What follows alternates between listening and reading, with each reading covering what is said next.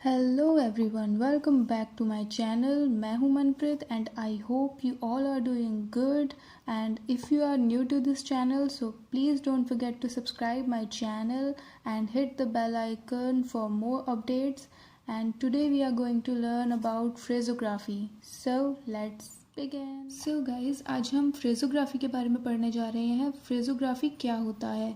Phrasography is the writing of two or more words together without lifting the pen or pencil, the resulting outline being called a phrasogram. Phrasography का मतलब होता है जब हम दो या दो से अधिक वर्ड्स को विदाउट पेन और पेंसिल को उठाए बिना हम उसी फ्लो में लिखते हैं तो उसे फ्रेजोग्राफी कहते हैं। और जो वो आउटलाइन निकल के आती है जब हम उस आउटलाइन को लिखते हैं तो उसे हम फ्रेजोग्राम कहते हैं, जो लास्ट में रिजल्ट आता है हमारे लिखने के बाद। लाइक एक फ्रेज है आई थैंक यू, ये हो गया फ्रेज। हमने आई के बारे में पढ़ा है, थैंक के बारे में पढ़ा है कि अबव द लाइन होते हैं दोनों ही, और यू के बारे में भी पढ़ा है तो इसके साथ ज्वाइन हो गया। ये होता है फ्रेजोग्राफी। तो वही फ्रेजेस को जब हम इकट्ठे लिखते हैं तो उसे फ्रेजोग्राफी कहते हैं। इस आउटलाइन को हम फ्रेजोग्राम कहेंगे। ये प्रोसेस को फ्रेजोग्राफी कहते हैं और ये जो आउटलाइन निकल के आती है इसे हम फ्रेजोग्राम कहते हैं। सो इसकी कुछ क्वालिटीज़ हैं। The best phraseograms are those which combines the qualities of. Best phraseogram वही होता है जिसमें ये तीनों क्वालिटीज़ इंक्लूड हों। लाइक फैसिलिटी भी हो, उसमें लाइनिलिटी का भी ध्यान रखा हो और लेजिबिलिटी का भी ध्यान रखा हो।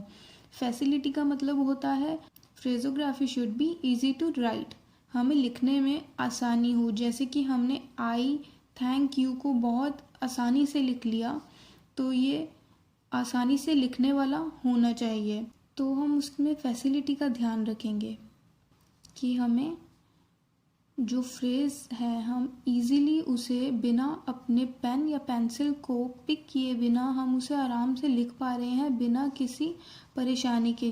सो next quality is lineality, which means it should not ascend too far above nor descend too far below the line. मतलब जो भी फ्रेजोग्राफी है उसे हमें बहुत लंबा लेके नहीं जाना है और बहुत नीचे भी नहीं रखना है। जो उसकी पोजीशन है हमें वहीं तक उसको लिमिटेड रखना है। थर्ड वन इज़ लेजिबिलिटी, इसका भी हमें ध्यान रखना है, which means it should be easy to read. जो हमने लिखा है हम उसे समझ पा रहे हैं कि अगर हमने ये लिखा था आई थैंक यू तो हम इसे पढ़ भी पा रहे हों लिखने के बाद। कई बार ऐसा होता है हम लिख लेते हैं बट हम पढ़ नहीं पाते, तो हमें लिखना भी उसी हिसाब से है। अगर हमें लग रहा है कि बस इससे ज़्यादा हमें उसे फ्रेज़ में नहीं लिखना है तो हम उसे अलग भी लिख सकते हैं। बट फ्रेजेस हम क्यों सीखते हैं? ताकि हमारी शॉर्ट हैंड में स्पीड इम्प्रूव हो सके। अब इनको हम कैसे यूज़ करेंगे वो मैं आपको सिखाती हूँ कि इनके कुछ रूल्स हैं कि हम इन्हें फ्रेजेस को कैसे फ्रेजोग्राम में कन्वर्ट करते हैं। So the first rule is the first word form of phraseogram must occupy the position in which it would be written it is stood alone. So जो भी फ्रेजोग्राम का फर्स्ट वर्ड होता है वो फ्रेजेस के साथ वैसे ही लिखा जाएगा जैसे कि वो अकेला होता है और अकेला ही लिखा जाता है। Like how can they. अब हाउ को हम ऑन द लाइन लिखते हैं ऐसे, ये अकेला ऐसे ही लिखा जाता है तो ये फर्स्ट वर्ड हो गया। हमें इसको फ्रेजेस के साथ भी ऐसे ही लिखना है। लाइक हाउ कैन दे, मे वाली साउंड है तो ये हाउ कैन दे। हमने किसके अकॉर्डिंग फ्रेज को लिखा है? हाउ के अकॉर्डिंग। तो इसका जो फर्स्ट वर्ड है उसको वैसे ही लिखना है जैसे वो अकेला लिखा जाता है mostly. So next word is I have. I को हम अबव द लाइन लिखते हैं तो फर्स्ट पोजीशन पे, देन हैव, तो इसे ऐसे लिखा जाएगा। So second rule is a first position word form may be slightly raised और lowered which is based on following stroke. मतलब फर्स्ट पोजीशन का जो वर्ड होता है, जो भी फ्रेजेस में फर्स्ट पोजीशन का वर्ड होगा वो हम थोड़ा सा ऊपर या थोड़ा सा नीचे लिख सकते हैं, लेकिन लिखना अबव द लाइन ही है, पर थोड़ा ऊपर नीचे हो सकता है। जो भी उसका फॉलोइंग स्ट्रोक होता है, जो भी उसका फॉलोइंग स्ट्रोक, जो उसको फॉलो कर रहा है, फॉलोइंग स्ट्रोक होगा उसके according. Like I thank you हमने भी सीखा है, आई भी अबव द लाइन होता है और थैंक भी अबव द लाइन होता है, तो हमें इसे अबव द लाइन ही लिखना है। Then you, I thank you. Next word is with much. Much हम अबव द लाइन लिखते हैं और विद भी हम अबव द लाइन ही लिखते हैं, तो हम इसे विद मच। अब आपने यहाँ ध्यान दिया होगा, विद हम मोस्टली यहाँ लिखते हैं, लेकिन हमने इसे थोड़ा सा ऊपर कर दिया है, क्योंकि मच भी अबव द लाइन आएगा तो हमें उसे भी थोड़ा स्पेस देना होगा। और next is with which. Which on the line होता है, तो विद विच। अब ये अपनी पोजीशन पे आ गया है और इसके साथ विच लग गया है, तो इससे पता चल रहा है कि हमें फर्स्ट वर्ड को सेकंड फॉलोइंग वर्ड के अकॉर्डिंग ऊपर नीचे हल्का सा करना पड़ता है। Third one is with each. So with each हमने थोड़ा सा नीचे कर दिया, यहाँ पे सबसे ऊपर, यहाँ पे मिडल में और थोड़ा सा नीचे, बिकॉज ईच के लिए भी हमें स्पेस देना था उसको। सो ये था second. So third rule is when I join to KML upward, L upward, the sign I should be shortened.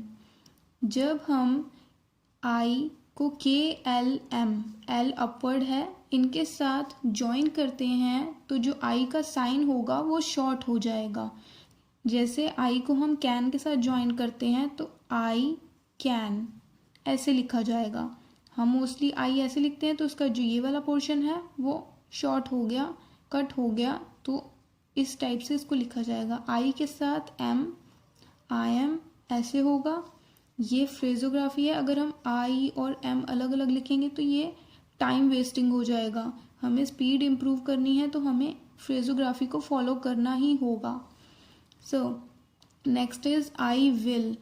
I will, will mostly हम थ्रू द लाइन लिखते हैं, बट जब हम इसके साथ आई के साथ विल लगाते हैं तो हमें पता होता है कि एल विल के लिए यूज हो रहा है।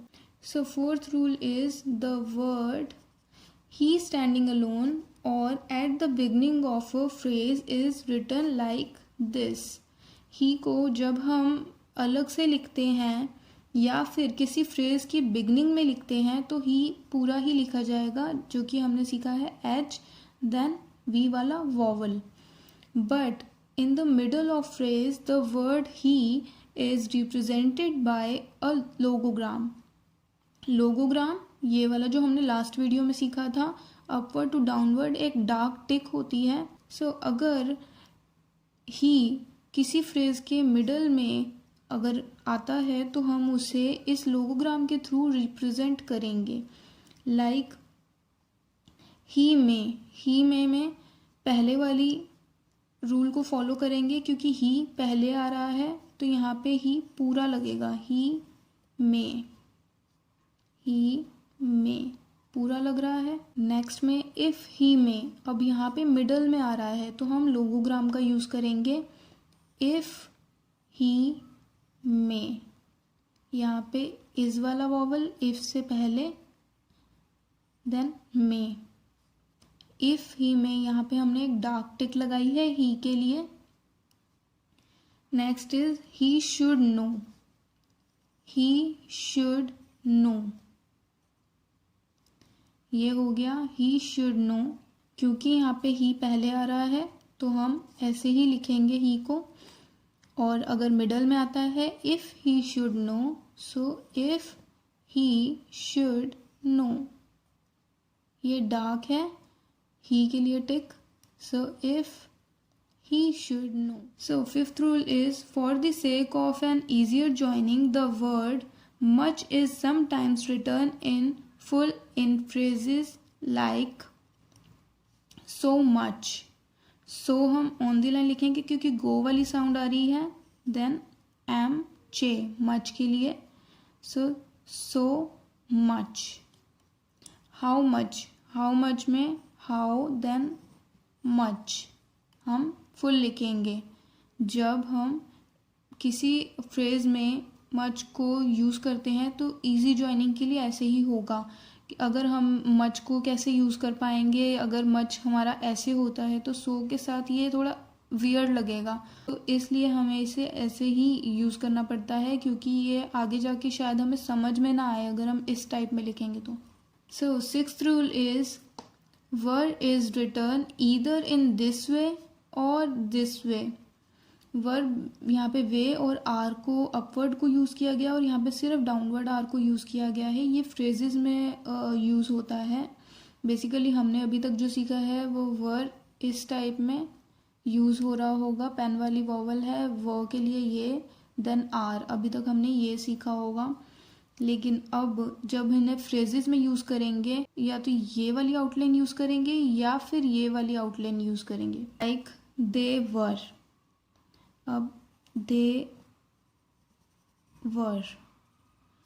वर में ये वाला वर क्यों यूज़ किया है, क्योंकि अगर हम दे वर ऐसे करते तो शायद ये डिफ़िकल्ट होता समझने के लिए बाद में, क्योंकि ये फिर एफ़ की तरह भी लगने लग जाता। मे बी अगर हम थोड़ी स्पीड में लिखेंगे तो ये एफ़ लगने लग जाएगा तो हमें समझ नहीं आएगा।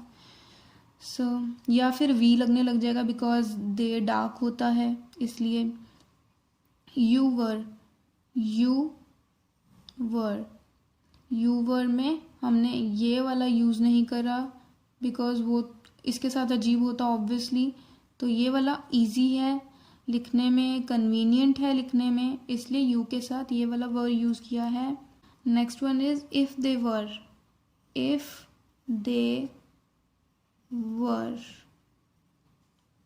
यहाँ पे ये वाला वर यूज़ किया है हमने। सो आप जब इसे यूज़ करेंगे आपको भी कन्वीनियंट लगेगा। Next one is if he were, if then he के लिए हमने टिक यूज़ की है, then were. Seventh rule is in phrases the word him should have the dot vowel. Him में वॉवल का यूज़ किया जाएगा फ्रेज में। ऑफ हिम, एम से पहले वॉवल यूज़ किया जाएगा आई का इज वाला फ्रेजेस में। To him. Eighth rule is the word the may be expressed by a light slanting tick when joined to a preceding character and return either downward from right to left or upward from left to right, which means जब phrases में हम the को use करते हैं तो एक टिक के through हम इसे रिप्रेजेंट करते हैं जो कि उसके प्रीसीडिंग कैरेक्टर के ऊपर डिपेंड करता है कि हम उसे कैसे लिखेंगे। या तो हम उसे अपवर्ड लिखेंगे जो कि राइट से लेफ़्ट की तरफ होगा, राइट से लेफ़्ट, या फिर हम उसे अपवर्ड लिखेंगे जो कि लेफ़्ट से राइट की तरफ होगा। तो ये उसके द के पहले, द से आने वाले पहले कैरेक्टर के ऊपर डिपेंड करता है। लाइक डाउनवर्ड द हम कब यूज़ करते हैं? ऑफ द हमने राइट टू लेफ़्ट यूज़ किया है, ये डाउनवर्ड हुआ right to left. Okay, next is and the, ये भी हमने डाउनवर्ड ही यूज़ किया है। शुड द, बाय में डिफ्थोंग लगती है और द का टिक हमने डाउनवर्ड यूज़ किया है। इफ़ द, अब इन में हमने ऊपर की तरफ क्यों नहीं यूज़ किया है? ऑफ के साथ अगर द हम ऊपर की तरफ यूज़ कर देंगे तो ये आई हो जाएगा, दैट्स वाई हम यहाँ पे डाउनवर्ड द का टिक यूज़ कर रहे हैं। हैव द, सो ये हो गया डाउनवर्ड द का यूज़ इन कैरेक्टर्स के साथ, of and should, by, if, have, इनके साथ। अब हम अपवर्ड द का टिक कैसे यूज़ करते हैं वो देखते हैं। Beyond the, beyond above the line होता है द, ये लेफ्ट टू राइट हमने द का टिक लगाया है जो कि left to right upward the के टिक को रिप्रेजेंट कर रहा है। व्हाट द, हाउ द, इन सब में upward the key tick use हो रही है। एट द, दैट वाली वॉवल है एट में।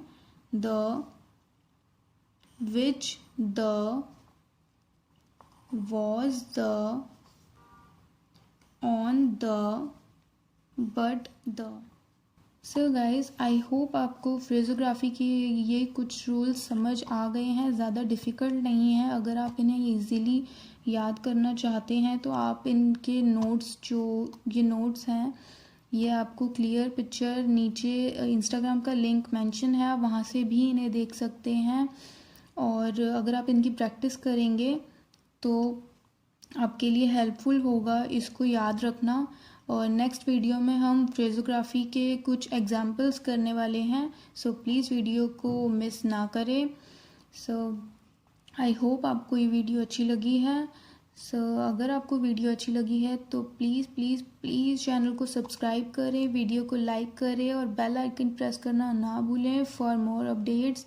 एंड वीडियो को अपने फ्रेंड्स रिलेटिव्स के साथ शेयर करें। और see you in the next video guys. Thank you so much. Goodbye.